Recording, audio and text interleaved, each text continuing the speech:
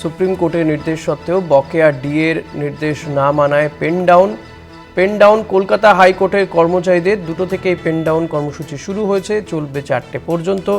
কোনো কাজে যোগ দেবেন না তারা, এমনটাই জানিয়েছেন। সুপ্রিম নির্দেশ সত্ত্বেও বকেয়া ডিএ না দেওয়াতেই এই পেন ডাউন কর্মসূচি। হাইকোর্টের কর্মচারীদের 2টো থেকে শুরু হয়েছে এই কর্মসূচি, 4টে পর্যন্ত চলবে।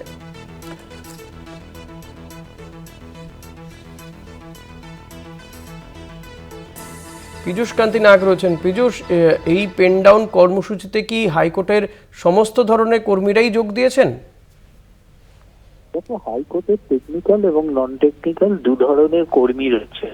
প্রথম দুই টেকনিক্যাল এবং নন টেকনিক্যাল উভয় পক্ষ থেকেই 2টো থেকে 4টে পর্যন্ত কাজে যোগদান না করার যে সিদ্ধান্ত গ্রহণ করা হয়, পরবর্তীকালে যারা টেকনিক্যাল রয়েছেন অর্থাৎ তাদের ক্ষেত্রে শুধু এই ধর্মঘট প্রত্যাহার করা হয়।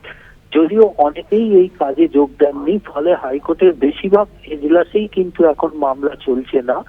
বিচারপতিরা মামলা চালাতে পারছেন না, কারণ কর্মীরা এখনো পর্যন্ত তারা আন্দোলন করছেন, বিভিন্ন মিছিল করছেন, ব্রিগেডে মিছিল করছেন এবং ব্রিগেডে থেকে শুরু করে গোটা হাইকোর্ট চত্বর জুড়ে তারা মিছিল করে বিক্ষোভ দেখাচ্ছেন ডিএর দাবিতে। ফলে এই পেন ডাউনের ফলে কলকাতা হাইকোর্টের বিচার ব্যবস্থা কিছুটা স্তম্ভিত হয়ে পড়েছে। ধন্যবাদ পীযূষ। কথা বলছিলাম প্রতিনিধি পীযূষ কান্তি নাগের সঙ্গে।